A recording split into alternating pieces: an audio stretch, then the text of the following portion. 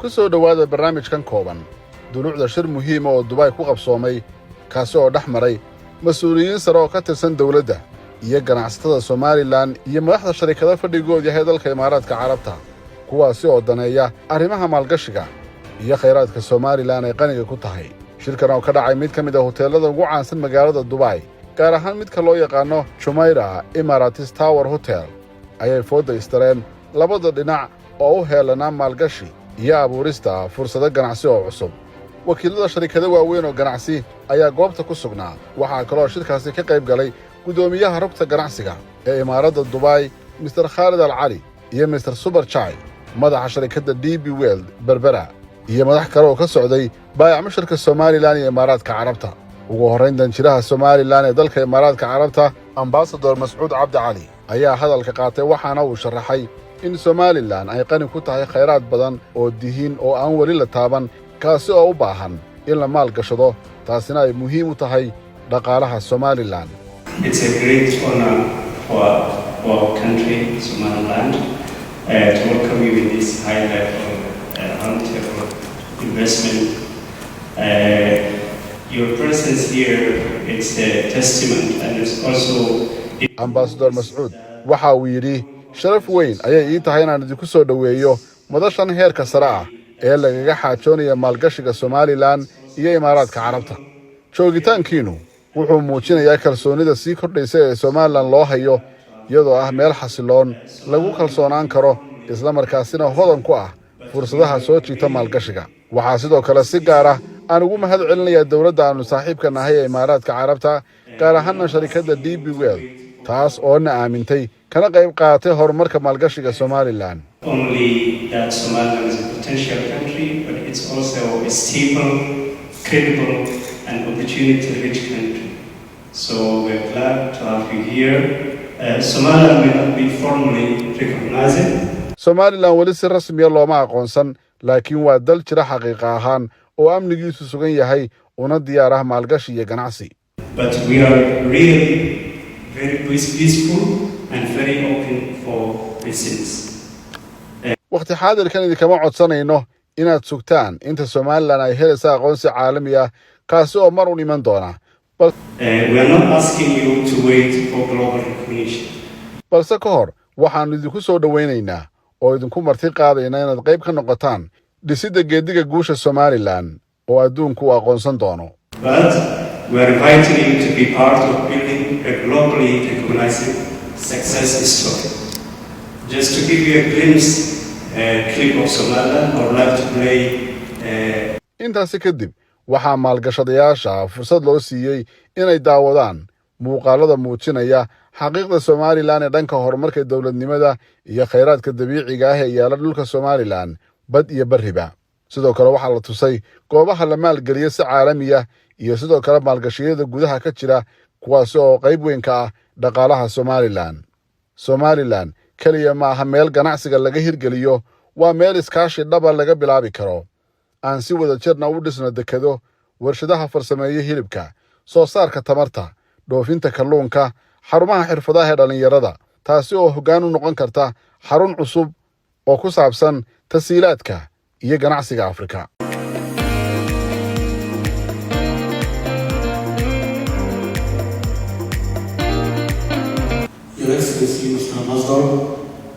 wasiirka ganacsiga ee dalxiiska ee Somaliland ayaa isna ka hadlay shirkan muhiimka ah waxaana uu iftiimiyay xaaladda Somaliland ee dhinaca maalgashiga iyo ganacsiga iyo u heelanaanta maalgashi caalamiga. wasiirka ganacsiga ayaa hadalkiisa ku bilaabay. Ladies and gentlemen, good evening. It's a great honor to stand before you today as we gather to explore one of the most promising frontiers for investment in the Horn of Africa and particularly in Somaliland. waxay ii tahay sharaf weyn inaan hortiina ka hadlo inagoo isugu nimi inaynu sahamino fursadaha maalgashi ee ugu rajada badan geeska Afrika gaar ahaan Somaliland. waxaan ku faraxsanahay inaan idinku soo dhaweeyo kulankan muhiimka ah ee lagu xoojinayo ganacsiga iyo fursadaha maalgashi ee u dhaxeeya dawladda Imaaraadka Carabta iyo Jamhuuriyadda Somaliland. Somaliland inkastoo aanay si weyn uga dhex muuqanin khariidadaha maalgashiga ee caalamiga ah haddana waa dhul leh khayraad awood badan. waxay leedahay goobo istaraatiiji oo ku yaalla gacanka cadmeed iyo badda cas oo ku dhow marinka baabalmandab.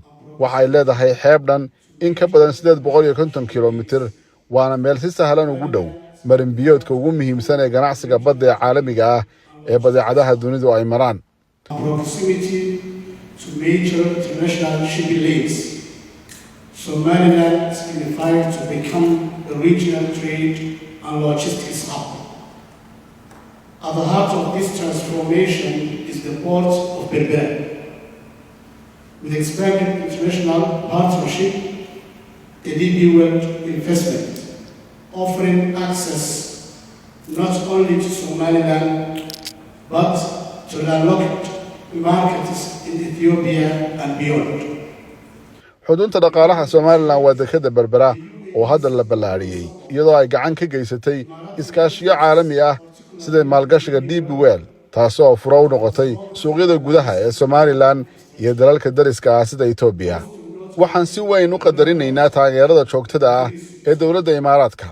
maalgashiga Imaaraadka, gaar ahaan kuwa DP World ay fuliso, waxay si cad u bedeleen kaabayaasha dhaqaale ee Somaliland, gaar ahaan dekada Berbera iyo aagga cashuuraha ka caagan ee ganacsiga, kuwaas oo noqday xarumaha muhiimka ah ee isku xidha Somaliland, Ethiopia iyo suuqyada caalamka.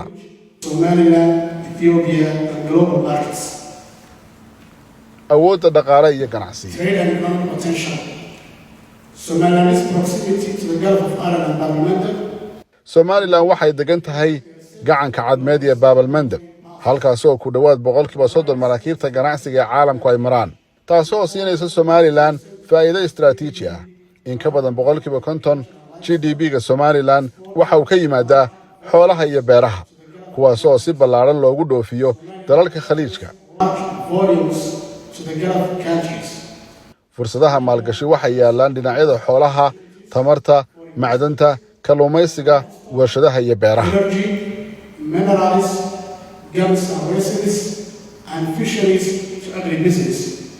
dalxiiska. Tourism.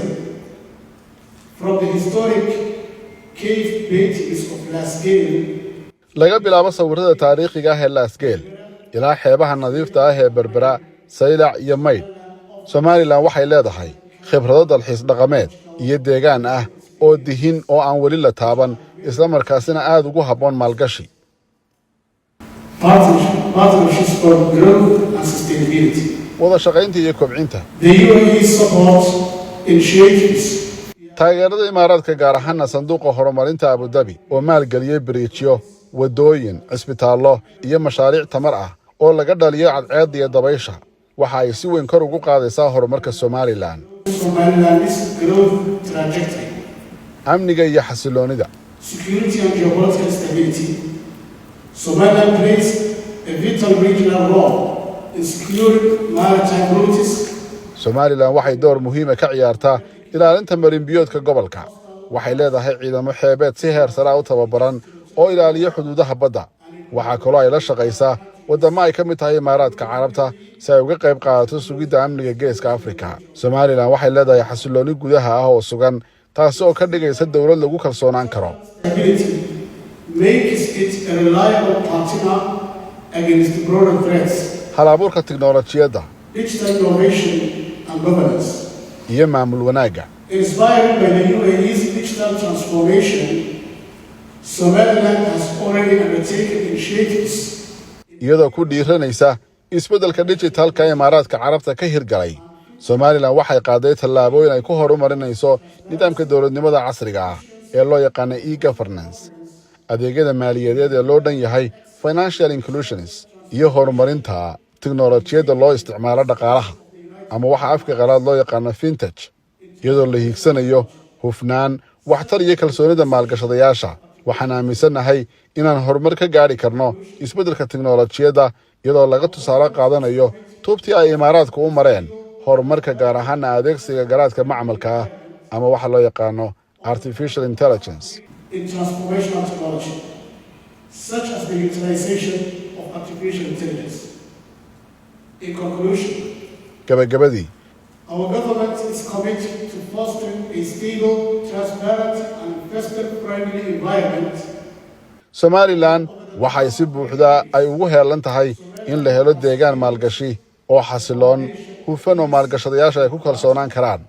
3 sano ee la soo dhaafay Somaliland waxay dhistay aasaas adag oo nabadeed, maamul dimuqraadi ah iyo xukun ku salaysan sharciga, taasoo ka dhigaysa mid ka mid ah meelaha ugu xasiloonida badan gobolka. xasiloonidaasi ma aha kaliya mid siyaasadeed, balse waa aasaaska maalgashiga waara to which sustainable and long-term investment can thrive. We understand that investment requires trust. waxaan ognahay in maalgashigu uu u baahan yahay kalsooni, sharciyo cadcad iyo ganacsi jaan fudud.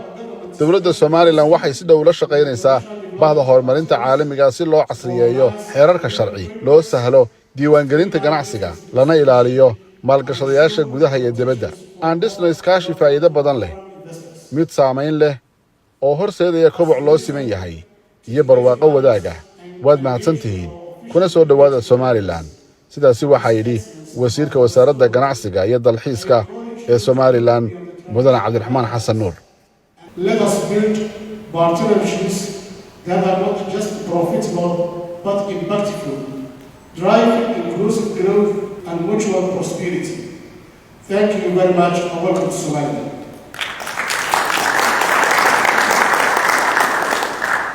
Your Excellency, thank you so much for that opening speech of the continent. I was sharing some of those numbers with some people. 96 billion was invested in 2022-2023, making the UAE the single largest foreign direct investor in Africa. waxaa kaloo shirkaasi ka hadlay madaxa rugta ganacsiga ee imaaradda Dubai, Khalid Al Ali. waxaana uu shirka ka sheegay in imaaraadku uu soo dhaweynayo kuna faraxsan yahay shirarka noocan oo kale ah, maalgashiga, wax soo saarka iyo shaqo abuurka arrimaha dhaqaalaha ee Somaliland. waxa uu sheegay in bilihii ugu dambeeyay imaaraadka ay yimaadeen in ka badan 50 sharikadood oo dunida ka yimi, kuwaasoo u socda shaqooyin la xidhiidha maalgashi iyo ganacsi. waxa uu sheegay in Afrika iyo imaaraadku ay leeyihiin xiriir ballaaran oo dhow oo ku salaysan dhinaca dhaqaalaha iyo muhiimadda juqraafiyadeed ee ka dhaxaysa labada dhinac. Khalid Al Ali waxa uu sheegay in rugta ganacsiga ee Dubai ay adduunka ku leedahay in ka badan 38 xafiis oo badankoodu ay ku yaalaan qaaradda Afrika iyo qaaradaha kale, kuwaas oo ka shaqeeya maalgashiga iyo iskaashiga dhaqaalaha. waxa uu intaasi ku daray in sanadka 2023-2024 ay Afrika ku maalgeliyeen ku dhawaad 96 milyan oo dollar oo arrimo kala duwan ah. waxa uu sheegay in Afrika ay leedahay muhiimad ballaaran marka la eego daraasadaha dhaqaalaha iyo shaqo abuurka. waxay tilmaamayaan in ugu badnaan 4 qof ee meel ka shaqeynaysaba mid ka mid ahi uu Afrikaan yahay. 51 out of 4 human beings walking this planet, it will be an African, and 1 out of 3 people at a working age will be again an African. sidoo kale khayraadka kale ayay Afrika qani ku tahay, kuwaasoo aan looga maarmin maalgashiga iyo dhaqaalaha. waxa uu sheegay in kulankan uu yahay mid muhiim ah oo u baahan in laga midho dhaliyo, isla markaasina qayb ka ah iskaashiga imaaraadka iyo Afrika. waxa uu bogaadiyey in arrintan Somaliland diiradda la saaro oo markaas ay qayb weyn ka noqoto arrimaha maalgashiga iyo hadalhayntiisa. I think that's the last message that humanity has on this planet. Thank you very much. Hi, thank you. We should have actually opened with you with that positive context to Africa. Before we make that introduction, I think Somaliland is honored to have a country like the UAE to look forward to and follow its footsteps. agaasimaha guud ee wasaaradda amuuraha dibadda ee Somaliland, Maxamed Cabdiraxmaan, ayaa sidoo kale maalgashadayaasha waxa uu sheegay in Somaliland ay leedahay meelo badan oo la maalgashan karo sida tamarta, macdanta, kaabayaasha dhaqaalaha iyo xoolaha iyo arrimaha kalluumaysiga. If you look at the renewable energy sector, it's highly underutilized. Less than 2% of energy is renewable. So that's a place where 360 days of the year you have the sunlight, you have the woods, you have all the potential to take it. If you look at the digital economy, Somaliland is highly pleasing. People's penetration of mobile phones is very high. The telecom sector is also highly prospective area to use more than 240 million annual generating from that. sidoo kale agaasimaha guud ee wasaaradda maalgashiga somalilan cabdifataax ismaaciil ducaale ayaa sharaxaad waxa uu ka bixiyey in dowlad ahaan ay diyaariyeen goobo ku habboon warshadaha iyo suuqyo muhiim ah oo cashuuraha ka caagan. We are here to attract and promote the investment of Somaliland. The ministry or the government give tax holidays for the investors. Also, it gives 100% of tax exemption for profit, and also custom duties for the material that you use in your production. waxaa kaloo uu sheegay in wasaaradda maalgashigu ay diyaar u tahay inay caawiso maalgashadayaasha dhanka shuruucda iyo arrimaha kale ee ay u baahan yihiin. So to minimize that cost, we offer these tax incentives and tax holidays, and also we give protection for the investors, because the investment regulations and acts are available that can give a right for the foreign and also the domestic investors. markii shirkani uu soo gabagaboobay waxaa la isla gartay in muhiimaddu ay tahay in somalilan albaabada maalgashiga ay furto oo ay ka faa'iidaysato fursadaha maalgashiga ee dunida yaalla, gaar ahaanna fursadaha yaalla imaaraadka. waxaana la isla qeexay in somalilan lagama maarmaan ay tahay inay sii xejisato oo ay hayso tubta nabadda iyo xasiloonida si ay uga guul keento arrimaha maalgashiga ee ay raadinayso, taasoo micnaheedu yahay in dalkeeda ay ka suuro geliso deganaansho ummadeed iyo nabad lagu shaqayn karo oo lagu soo saari karo dhaqaale xoog leh oo laga faa'iidi karo, taasi oo si toosa u beddelaysa xaaladda dhaqaale ee dowladda somalilan iyo nolosha shacabkeeda. shirkan oo qabanqaabadeeda qayb weyn uu ka qaatay danjiraha somalilan u fadhiya dalka imaaraadka carabta ambasador mascuud waxa uu ku soo dhammaaday jawi deggan iyo is-afgarad arrimaha maalgashiga iyo kobaca dhaqaalaha ku saabsan.